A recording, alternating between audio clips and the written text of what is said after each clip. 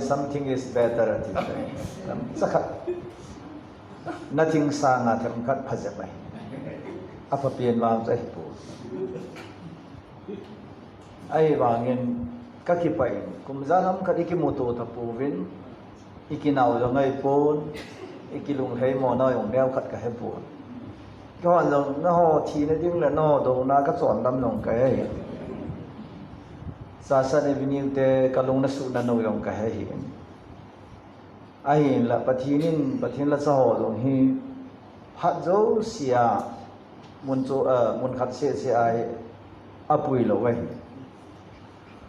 Kum som tabangi na go hola nasata patini na pujin aile kaile video dalhan tua kaloi nu he song to ka hum khom le ei mila nasata patin program in peki sisu kei ko no gai kon patin go ne ang ke to le tu ni hin lai program ni imothe le chon ba patin ka thang ba ne he Nagunda he hoi choi de tu ni pate bol sa ading tie lam kai hon tu mo na hoin kai na thisik ga ka na ki bol sa ki dol jing le koi ma cha na hon kai ki lo din ka di ma se ki bol sa sangin paten ki ho u ti seminar time kanulang nuan zong nasata a dip sa pi he masan to ka bang te he ka mo khun te he ka tu apa e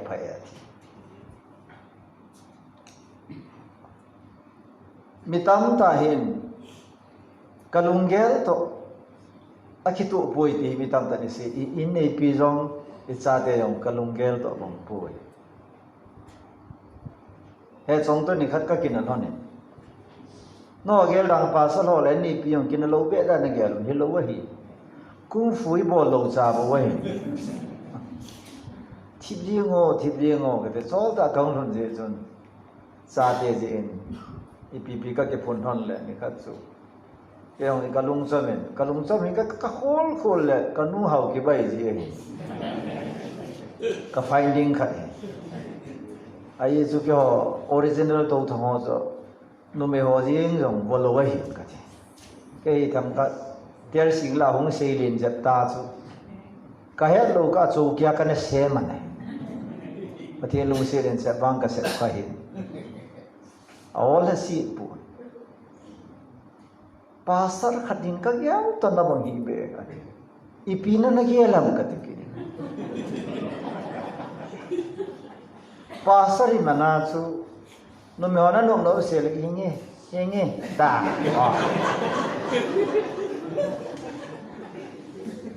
bang te ho be hallelujah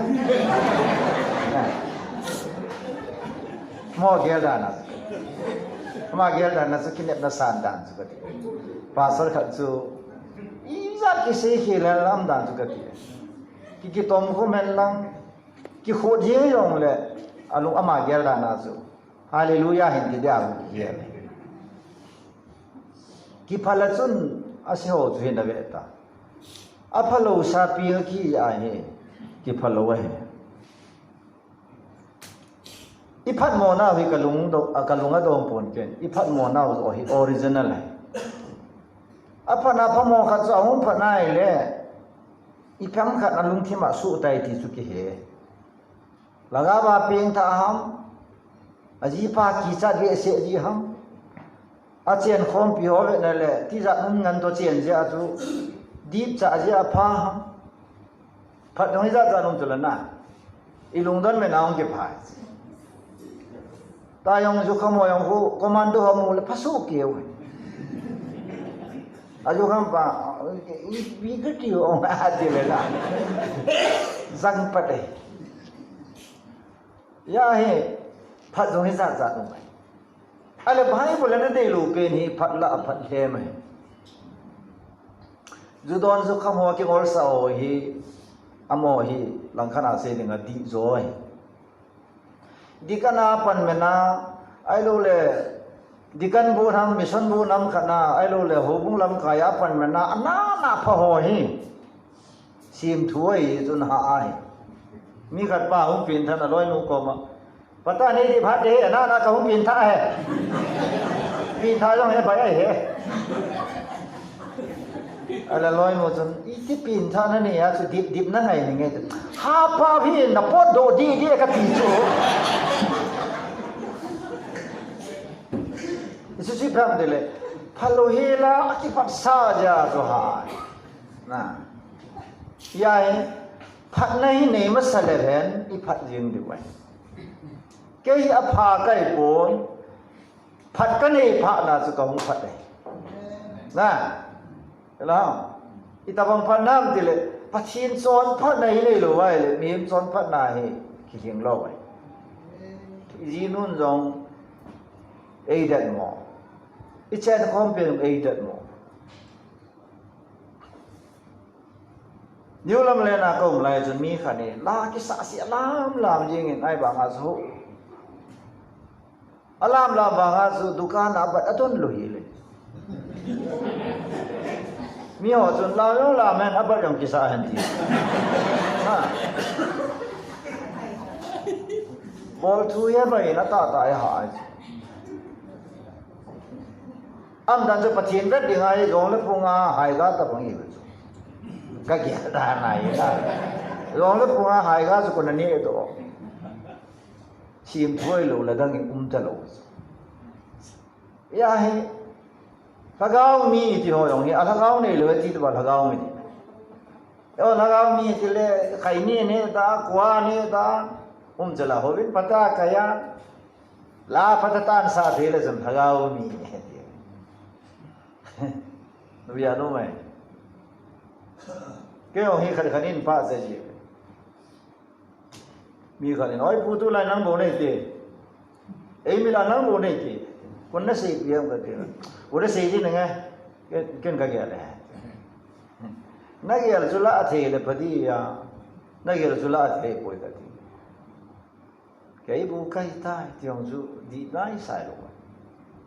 มีอย่างนี้อีเวดดานตรงนี้เอ็นี่เวดดานตรงที่โลไลนี่เวดป้าตรงที่โลไอ้อันนี้โลนี่กี่เวดโตจิตที่บดีได้ล่ะเนี่ยที่อะไรสิตายอย่างนี้นักโกโก้ป้าอย่างนี้ก็ซาเตนี่เวดมองผู้เกี่ยวละนักสเปนป้าแต่นักโกเล่ป้าอย่างนี้เฮ้ยจงก็ร้อยนู่นคนนี้ตาสันโลconfession ก็บอกเลยนะไอ้ตาฉันโลไลอาเกี่ยวกับกบ้าโลเว้ยconfession นั่นยังนั่นยังโลยังไงนั่นยังกับบ้าโลเว้ยก็ทีนี้ logically อาจจะก็ยังคิดสู้มูที่ไปพัดในยังไงตามาทำสู้จงเลยว่าเป็นตัวทำว่าให้นับเป็นด่านมองว่าให้มัวกี่ว่าได้ปฏิเนสิเว้ยก็รู้ว่าเบสเกี่ยวนับมัวนักกี่ว่าโลนับตัวมันกี่ว่าได้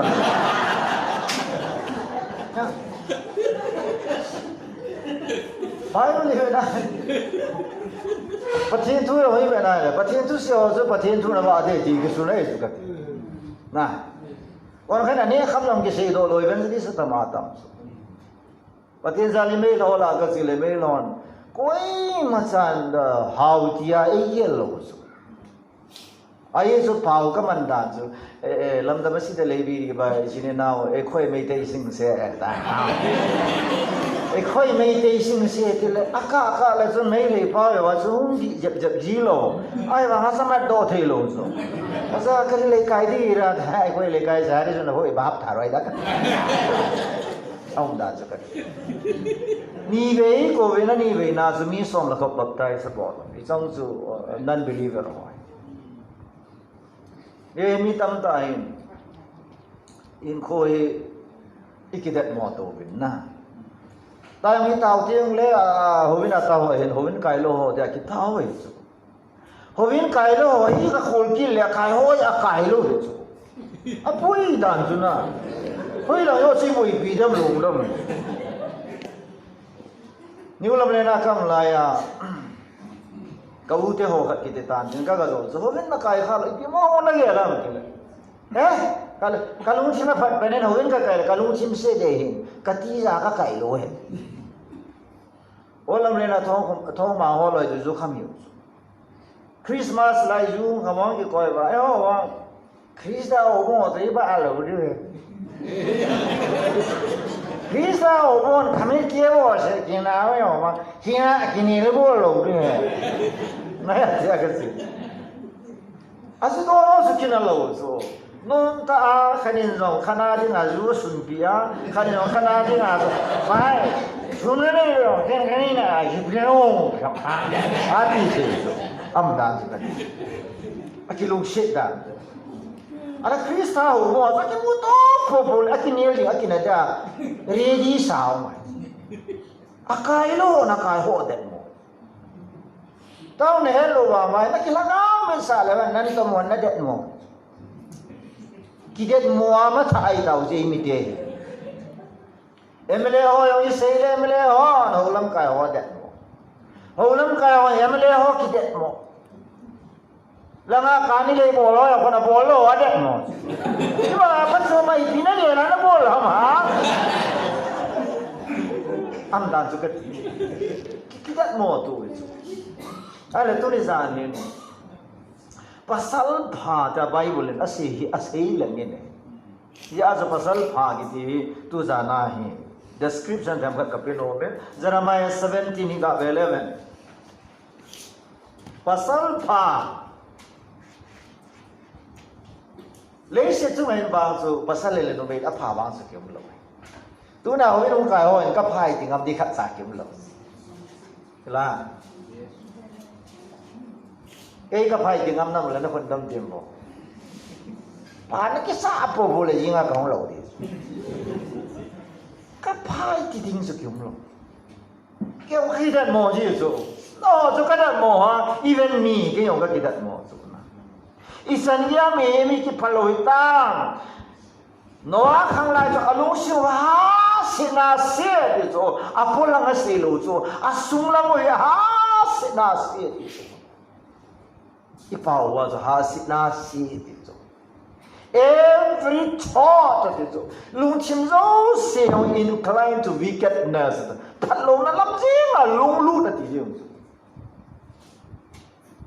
ipa bai pa ga siu ti apa lama orang ke lulu thelu apa lama saja ke lulu ulai walau PUBG gitu kalau betul zat kau mati dah kat thewai apa na yo melo jingka se le hong thau le sumbu chang li bang ami dung bet thelu sen pi pe in chon se na la lo mo time waste bo lo alung chim wa thil na mo mo hong thai ta lo na alung chim wa su se so na ken tu na ya kai pen hi sang hol se to ka se ken ko se kai it lo so van noi so la lung chim su se ding kan lo wai so ayo chu thil lo se a phai la se ke te tui na bon tui na ne bon a ho ko na so a ho ko na su lung chim hi so Jeremiah jong lai to ka tu ne la ka se ding yong a content hi piam te le pathirin a be khat mai pathirin nasata lulu ta a focusable khat ma chu i piam ti le Jeremiah 17 verse 10 verse 9 le le thil zo se la apalo pin lung thi ma so deceitful above all things at it thil zo se la zo le na le phalo na dem set ti lung thi ma he ne i pia lung thi he phalwai o ti bible la benser ka bola ka kholai le ding khat afa ji chu pia ding khat chu pathi nai chu hallelujah puriya ne se do pin ta cái tai cái ta sa hồi lo cái lim lo hồi lo cái ta sai tam kha lo ai chu ai wanga pathin ka thang wai cái gì cái sa ke ka su se lo ka lung thi mi se ta lo ai chu pathin thang wa ai so si se ki la khanin na ki phak si ti ki de chu kho dan tu lai chu se a ai chu dang Facebook la aduna minin dam no ho ka ngai ai le ki se bam de le a ki phak si còn khả kilit se a pau dan mo mo kilit se kalau ha dili am ka se ke kile sa kai bolin kai Yalah, mi sa kile sa the na le lo la he so. Na. Mi sa le na le kile sa the lo he so. Ipi nam jale li ta ji. Ta yo officer yo ho the lo, ho he long phan lo, ta na ma lo ni kile sa ni so la. Itina ke ve. Pa china ngai sa the lo, ho kai the lo, Bible sim tha lo. Sumila ram kana ne ya la, lu mo yin ki ti pia, kile sa ni so la. Hisle nakiti pa he le se mina mo thyo na siembe ko mulwa pachene le tai na simpi di jo hallelujah ke bang ke ka se jo kalo ko greatness begins with God pathina ki pa na ke le na ki apa thin pa lo mo nga ki lin the lo ai jo ani ha pe na se de ya bo da ni ga mo vi sumini zo zo election na yo la sumini zo nei lo vini zo va no le se te iso hi pram te na thai lo mo so na lung thi mi so zo ya se na mai na focus tu ya na tu pi na focus I pia ma tu ka do hi ti le lung thi mai zo ala ten ji na le I the Lord shares the heart ke pa kai na sata ka khola ka ni lung san ha di zo heart lung thi ma di zo hallelujah Paulin Colosimi te til khong na kanal ka sa chu set your heart on things above set your mind on things above chu nalung thim le nalung chahe chunglam thut bo ha gelin sunglama English ase na sunglama chen se sunglama koi na di chu hallelujah pathian thangwa ya chu pasal pa gi di deng le Jeremiah 17 verse 7 pa hi se no mai ga sindong ga de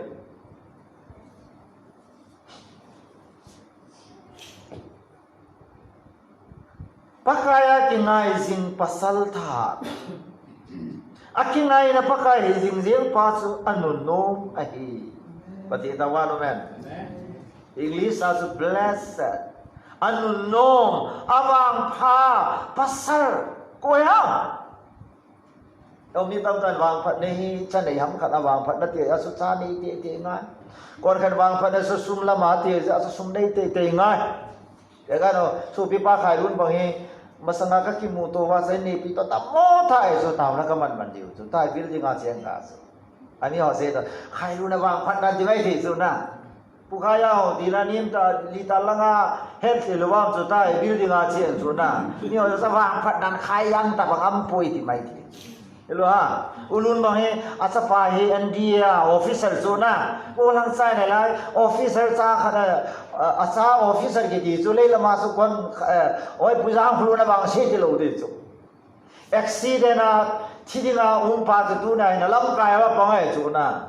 awang phane ti chu na ale bai bo le bang pha jo su ti lo chu amen pasal bang pha ko ya number 1 tu nai vet masat pasal apa pasal taha koyam Bible ini akingai na pakai hijing jing pasu dis hallelujah kingai ni ding hola kingai ni ding nei pa thi nei zo mia pa thi le boilo acha thi le boilo anu thi le boilo ai wanga ama wa su pathi na kingai lo wala boi te inam ta boi ta si bola boi ha ken ka he inam boi na he ka he ya pathi ne ha sa i boi na koi ma cha pathi na ke ngai ting dan se i bola ke ngai lo ha i sa san lo ye ti fe i pya ma de le tu ni me sa son ta me pu son ta men pha wa ra ke ngai ta so na sa te bola lu mo ha sa sa ne ni lo le i ven su wa sa te lu mo ne krista lu mo ne lo apa be rai la lu mo ngai apa in kama be la lu mo ta apa na to na be apa service apa bill na be na le next generation no hi the nan te ti jo tu na po he apa be le ate lai bi ho bin kai do Iza kan, nani no ma, ha? Long le mi ho namo salam lam di suna. Koi sa, tu la su police sa ho le commando sa le ting no mi ho sa ki di su super power so hi. Ne ta ka si. ปะทีนหูจะเบเดดูสร้างอาจจะทิ้งหน่วยเมียพัตตาปันพัดอจะดูหลายจอมสักนาจะกตินะก็เดี๋ยวเรามีจิตจะที่สุดอาจารย์ก็เราอย่างไอ้ต้นบ่มาที่ปูเลยกูให้เสียงไงลงดินะสบายพอดีเป็นนั่นเลย pasal pakaya kingai zing pasal thar pakaya kingai hoin til khata mu so ipiamo ya pathina kingai am number 1 na mi zo sen pathin I he thilu ni pathin hi de hello zani chun zanla chun nupi khat accident in Hyderabad na kaute hoin chặt thấy tao lâu chặt đông chặt tao lâu aji dân đi ngã chia na ji pa hospitalized ta jing le operation ki bol di ama dân jing nu chặt thấy lâu à con cái ta xí na ta zo cái giam jing zo ra lan phone in bolin tui ra la chun kata vin tui in ka so ki thâu to la ba zo jing ngai pathian thau wa ne thế à ipiam tile ke katawa pathini Hyderabad na to ya acha thelo khajon lama do jing so nupi khar gai na hung ke ni psm oi pu ki cha la ka nei pon mina ka mulong pon ka sanga kam po pu le acham lo vin ka ti hung jai ti ne hui no no la ka ti ja ipiti kai tam ale pathi la ka ta san thovin yesu yong ka yel thovin itina na ka ti ja te ham ta san loading tam ta na ta san ho chi do hi la ya la ku ti ka ti e ho in ta san loading tam ta ai ne ta san loading ho i dal do ma san ngai so number 1 ai ge pai ta san loading so mi tham tai boi ne e ya e ma i ge i ngai to i chil gon i plan ho nu pi ho de de za lai mon mo na ku pi nam de kum som zo lang kum som ni zo lang ding thil na sa ta ago no abang laga asa do abang le ji ka acha te po ga athi sao sim thu hau be se ba no me ki di khat sa num ta I mo them lo la ipi ha ma boy na number 1 pathini ko ham tiat ngai so Isaiah ko ma pathinin a pathine describe abo na ji bs ya Isaiah bung somli som langa pa na som la sagi chan chi na le ipisam bo Isaiah kaya dinga nam khane tui batin sunga tui ma va ta ba ma he so ama sapienta pathin at bol theida ana sabda ni Isaiah ko ma amo chit sa ma sa ai so pathin thangwa duna pathini I tamang pathinam ti he che lo wai le pathin ma ta tai ho di lo di so tai kitam tan pathin noi se so doctor ami khan canceling dam ta lo di he kile pathin se lo wen doctor pas eta sa da mi tam ta thi he so thing ta se di kilo ni paralyze kai lai su u fo ka ki ko sa di ka no ni lam len di ka no ni ta pi wa mi no na do so lam dam di nam je le du hap ta long pon je chi chi so ka dam na di nga ki ta sa to garanti pi wa ida la hap ta kan garanti pi keng ko banga ada tu ai garanti pe oi pathin lo pe ne danga solerin ka wi chai ke ya he hong da ho se se pathi je le han ko ka ho dan jong ko ha ga ka ho am ta ka lung pon de ta ka ga lo ji ya the hallelujah ipia solar su thi nga ma wa de le di believe ne chu ta sa nu la agelo angai to amo nata sansu kalima na ka paralyzed condition na ka hinda na le sapen presumption lung su to zo ata san phat ma boy zo na lung su to a nom lai chana so pathin lo pi na mo lo beyond me min alone ji hello na gam chi sum te le pathin na to Israel te ong chung ki ko wa alung don la pi ha tui san dungan pha wai alung la ngai jim abu wa amolang wa tui pi ya azel le be amor sa ho sa be wa le zam na dim lo no we me mi na ti ma lung don nom thau di zo na Israel ho ke tai mo wai ho zu ka ki lung le lung dong di zo la zot bang si bola lung dong la patini na mo set set so tu này le kha thiam tam tàu hin athip na zo sun wa pathi na suan lo asima simole kon kha je pathina point tikin ala kalunga yongsan nane wa pana nanon bhatata na nilai sina simdong gati godia ene list order ke ta heta ka na su pyo ka oi pu adam le yin cha pa ni se se nen chan wala nei pon aji te khoi la nga ka puyam te ken mo pui na ka ya we mo pui na ka ya we no me ka pui lo wang ka he pachina sei ta pose I do believe it kata sa ne hallelujah mo pui na ka ya pui ene na ka ya pui puta ne no mai le isinia mo pui na ya ho chu na ki mo tu ti ana dong a hello ka imasa hello ka isaka hello ka chu na mina do wa le is answer chu na mu de ngai do you think that I know everything pasar kai mana evangelist kai mana isaka ya ka ki mai to patin ka thang wa ka hello wa ka het poi ka ti the chu ke wang ka ti ma kon khanen ke sa ya roman sarapi he ya no ka het poi ti ji mi khanen ma wan ka me hoi la yo ma ja kyong ka he ai le pasar khanina wan gam hello zu bola na se ji yo ye cha cha ki se yo bible au me ti ya zu ki se hallelujah patin thang wa no ma ai la phai akbar ne na ki mu to kha la lo yo ya ki mu ai le bola na sim ni ong lo ha ai se ki bolo ai se ba ki bolo la ki pass in lo le men government in la certificate below this la government certificate lo na wan he lo lu ta na sima le certificate nai lo wa pachina ma mo na sei 100% ka believe again ka ta asne this is solar chi de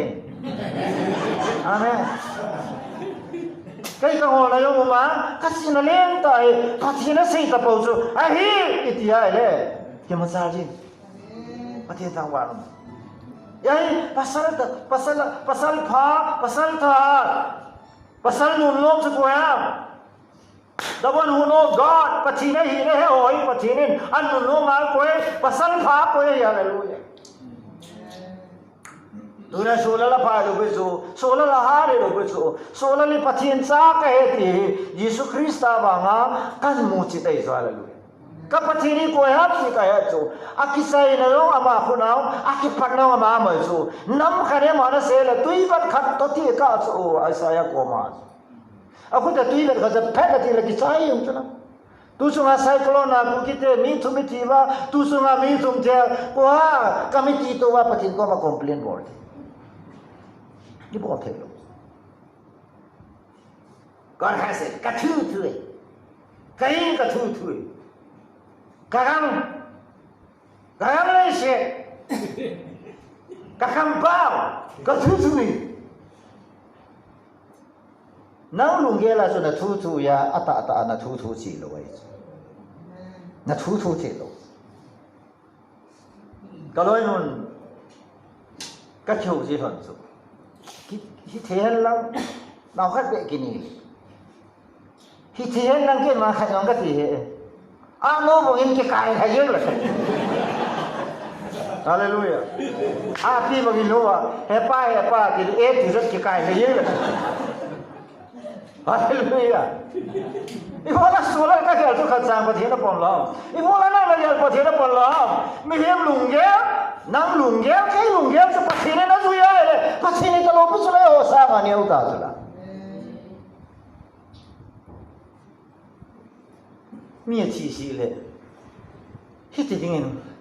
a kilom pui koi kilom se la thi le ya khao ha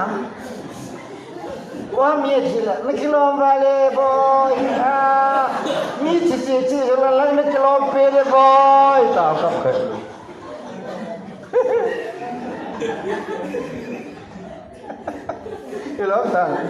kilom se la koi ma sa ti ka lo dia se ti la kilom moi ali re ta ke ni ti la na kilom mo sa di dan bo ya pu so la kilom mo wa le ti ke di ho ka ti la me ta tu na ka ti ya na ti yong le na mai le ho mo la ka ti bo me si wa na ti la ti la sa la sa ti lo sin za asim do di na Bible pasal pha de pathin he hoi hallelujah once miem kha jun asim pa pathin he ting aboi pui ka thi pathin thang wan na mi boi ke hoi pathin le lo so la boi so yang ti pa na asung la nga boi na ke pan nupi kon khana ta sa dam se alung dam khalo ka he so alung ham dap khalo ki nupi yong ti za num ta nupi ta mai yin ka ha ki bang ka bo ipi jing ka pa ka han do ata sa dam se alung dam lo dam so ya se pathin tu na la ka la ta sa dam na de ai la pathin de se lung dam ma de hallelujah Isi lungdam hoi kuam tile patine hoi hallelujah. Uni pasare mana se patine nai sawam. Evangelist sai mana patine nai sawam. Patine kati tingle patine nai he ama do patine he to. Modi ho ne ga modi ne he lo ye ba boy la. La. To ayong modi tu ki le ki ha do. Chief Minister of Bill to ki le ipi ha do. Ata yung MLA to ke thamkat ke ho thio MLA pusa ho ha la MLA pasa nga nungzui pa ho ha lo ti da si MLA punin ko e de ai thei pon de lu thei lo de MLA pa la le yo la ma nu ne ti so ha pa ho na lu thei lo de MLA pasa nga agak panas sayo. Kau yang sundam laya so, Chief Minister Risang Kesing lit laya. Sila si le jam talo jala sila nga si ucan.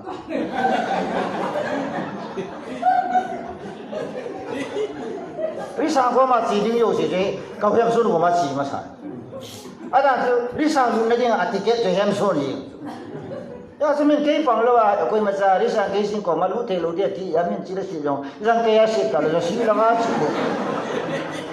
Amen. Kasi no beta si kya kasya. Kaso di pa ka lo lo beto na. Kasi no so men patine he te le san ye assurance so let na no na ai lo le alungonda na akisonda to kasi na ito. Le si so ai patine lo ki son pite ne bam ka. Na no yung chi che so. Na pa me na ka bi the me na tha the zuwa thi the ai lo excel na thi the so. Patine ne bola ma ki ngai ki ngai challenge sei bola me de le se so ga thi lo si tu the ya patine lo thei lo wai. Le se so ga thi lo si mong the ya i patine pao me mang lo wai so hallelujah.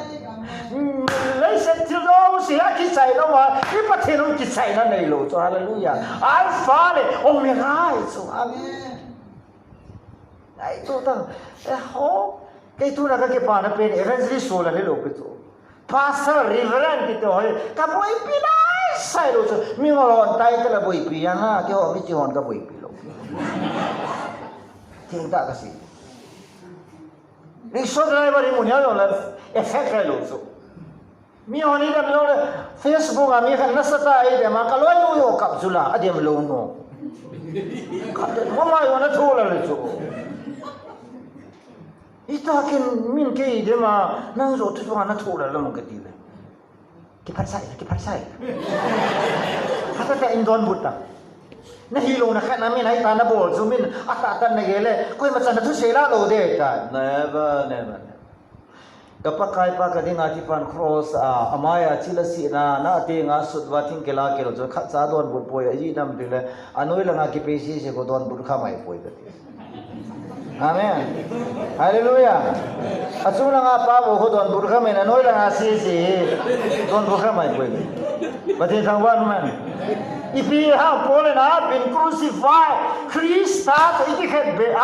Krista ihina Krista ki ngai na ne ya le noi la nga ho hen ima cha su bo yo poi ti nai so. Mo ye ni le tao.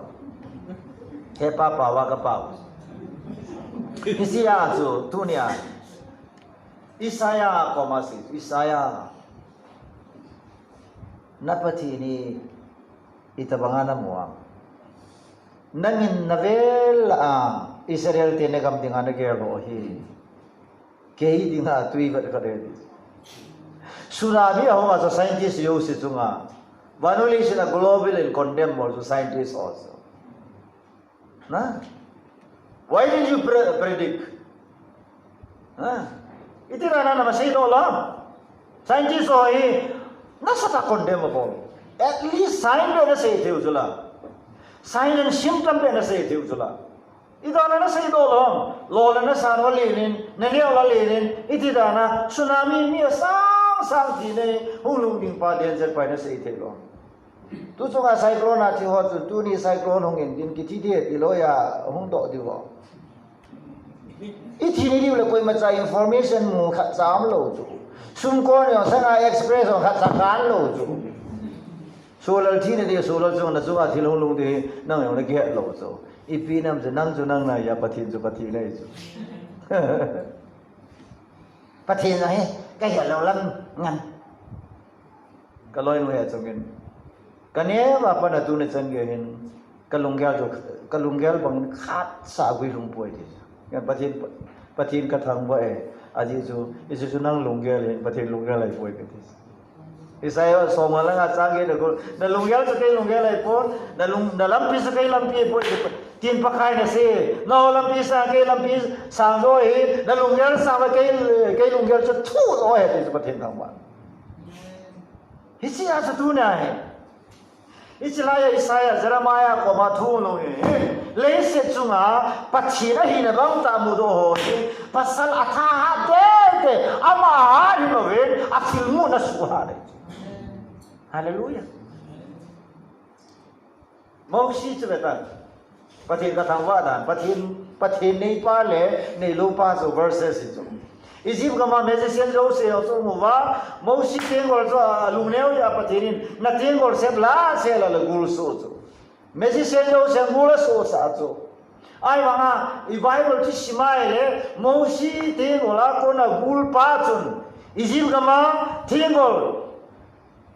music tengol tengol jo se gul so sa bon san avale de patin thangwan isip na ipatin pa ai lo na ho lo this ming lo ho thei chi lo zama pathin ho thei lo si si ko ming lo so pathin na ngol la ko yi kun ba ngol so ho pi do kaloi pa han min bang si dang ka ti ka ne pa ka ki ho pi ni khat kham pi la mi lo ya ra bai kai pathin su ka lung na lo tam ipi na sili nghe atop ngày luôn là tỷ mà ngày luôn là cái gì đó rồi khám hóa mà yêu ba tu phải là các khu đất tu hóa mà yang baik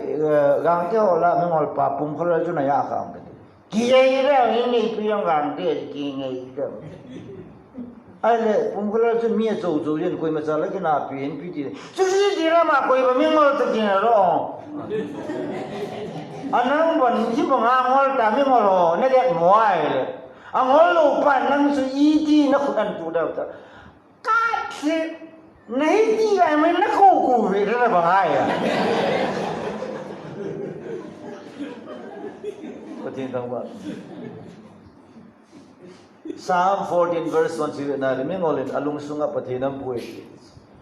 tunin napinta lo thu isi hai pu ne na pathin mu chin lhon pathin ho thi puwi ka pathin hi na ta mu chen na dingai I pi ngai am tel pathin ngai kit chu ken ka lo ko to know him properly how to know him God get God first pathin ei masa and then God will teach you who God is. Pathin bo hiso pathin ke hitamong ka he. Example ka say le TV kun hisan ga bol say ke TV na sama say thelo.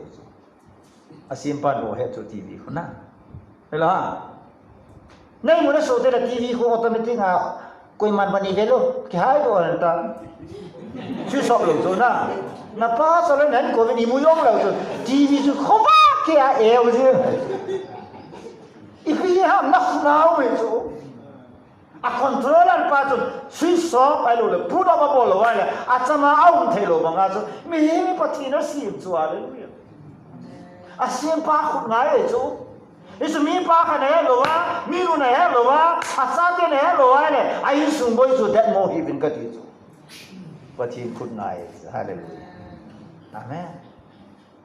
ที่เราเสียเป็นอะไรอาเซียนป้าไงรู้ขัดจำรู้อันนี้เป็นอะไรกันลองลำเปียปังจะได้เลยกี่โมงเป็นทองก็แล้วฮะน้ำมูลสูตรตัวนี้กี่เชมพูอยู่อ่ะตั้งแต่วันนี้ยิ่งรู้ว่าสมได้ลุงตัวกล้าจูนับป้าสมัยหาคนนี้แล้วเคจิงานนี้ใส่อยู่เลยจูน้ำมูลปูอยู่รู้ปฏิจุดที่นั่นนี่ภาษาขี้รู้นั่นไอ้บางไอ้จะใส่กันจูซิมป้าผมไม่รู้ดีอีมันใส่รู้สมานพิษติเอ๊ะหาบอลไงแล้วจูเราไล่ความยาวเลยพูดทุกอยู่จูแล้ว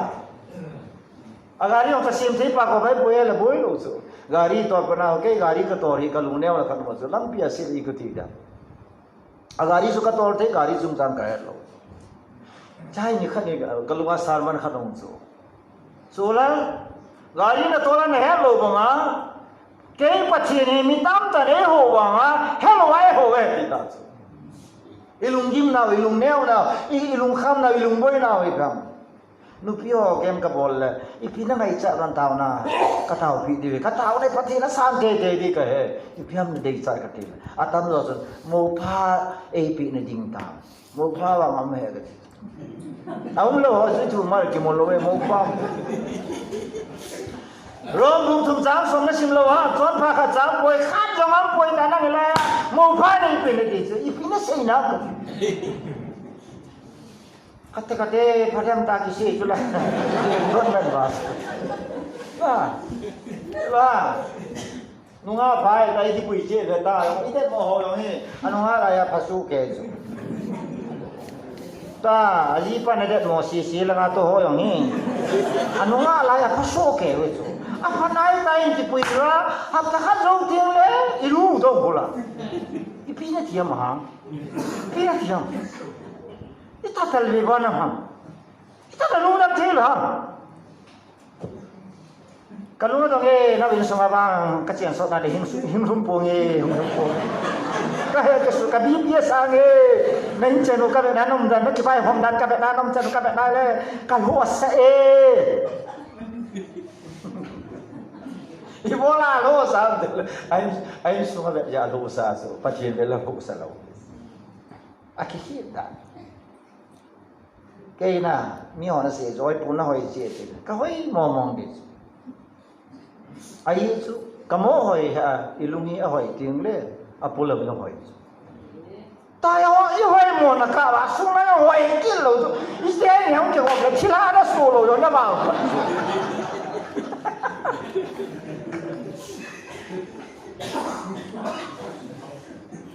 sau đó hiện sự là họ là Giêsu sang cao sĩ kỳ cả cái gì à, ya tôi không lẽ, aloy nu tôi kêu, aku và chỉ là người ta, cái việc chỉ là cái nô bì ấy, ông sắp phụ là lo là gì hết là cái này chỉ là cái thằng gì cái đó là chỉ lo là cái gì đó, tôi cho ông sao ông cái này bộ, aji patah kecil ni apa ni kaji khel bita beta, aji tak kena yang na, aji tu melma, tu sung kasih na. Ding ka lao ni Yesu tu kasih pilih. Saya Yesu saya kangai no me. Amai amai kabe no me ati ta. Molo ya mong. Molo ya. Chotu tao tawa kan di hoi. Molo ya. En molo mai lu so mol ka ho. Kapan phata thau sa pu hu khol pe lam li la ka ho ai so. Ho sa pu amano tu nai chu no hi一塔的，其他这别啥的用这里啥来，其他怎么有些不出去做大很脏路，你要说他大不挨路走，啊么别你其他别没不突啊很多的，那个人那要摸看个地方，米看其他那方面，把什么一点大面啊破不会就是了，啊五般你看那个来不啦，突然你说那个ใจ多的大，把我为了啊你实际。yang tu cuma tu, nupinu tu kabeh hon tu, kabeh hon le cah jung di rusuh tu, tak dia sudah nang pacin sim lu baik bang sila pun nak tahu dia nani lu nak kabe ini ni ada ini nih orang ini tangkap gak dua mah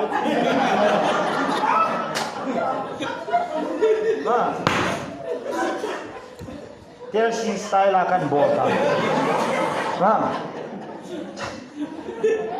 pacin tangwai dia sudah biasa kami kasih Sahaja dia tahu ni lah orang hoin pada tak kaya pada itu maya anu dia jenjul mi anu lah pada ki padan ki jendan tu amal orang cerita ini tahu dia pacin kata bas ai makin kasumol kamu ya begitu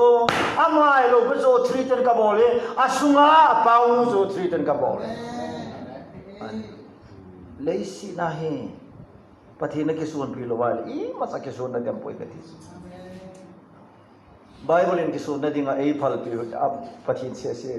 amen nuwa ke suan na ba ke suan na suma dangka to ai manu to ai emite ku kita te ikipal naw khat seng katin suma ikipal tu jungkur friday ya so Jan Maria thu kasi patinin vision tabangai musa so ikipal naw politics ong ikipal naw sum jo ding le tu alham pe hong yo si ikipal naw sum he jo sum nei nei musa ain hoi respect ibom lo ha wa len khat ki to le ki diong le amen amen là chỉ không chỉ phao tàu chứ, ya, milim hậu tháp cái tàu chứ mẹ, milim hậu cái tàu tàu, ada kan pathin ka thangwa na ka Jesus Christ an ke pathin sa ka he ama introduce ke bola so thilon pathin sa pa he to introduce bola pathin mi pathina ki ngai pathina ha noi thilon he ulai je ne ulam le na jipa ke khai ri so ain so koi ma gi ngam lo thila te la nga bel su jing to almera to jing to hi bang si su go lo kha cha gi ngam te lo je ne ulam le na ki phau sa ho kha cha phau a phau lo hen pa ke ka chi oi la a ke khai na la a ke ang chot na la ta tu lo khop ka ko ya ka lu bai ki lo tu ni la a ke nom ta ka lu ji ông là năm ấy khá chứ kalau ngecek sao rút ra le xin rang tiêu hu ít cha sẽ hu kia thì là cái tim mong khát cha luôn ít khi làm bắt chân cha phá lúc đi ở trên sụt thì tiếng hallelujah cô này ông nó chi nó thêm nó mi sao thành ra ăn cá này hết mà nó hết na này cái ngày tôi luôn đi số của chú thì làm balki da ikit now ya sa Bible ni sipiap aki sunga su pakai ke sohan aki ngai na ding na ne ya ke patina da ki ngai lo wa ne na ki ngai na yo sia bon cha du de Hosea khang la yang Hosea thim gao pa sana si pi chu Hosea liang pa patin thang ban ya chu dunia hi athuma kaya chu ibola pasal nun nom chu ko ham dile pathin a hi na bam ta mo pa chu pasal nun nom pasal pha thi chu hallelujah je point khat nai ai pasal pha chu i ta bam to a the ka del pathin je rong he thing phung hina hing de ti chu hallelujah hallelujah thing phung kya ke de thing phung hina hin de thing phung ba na so de thing phung ba pa de thing phung ba ga de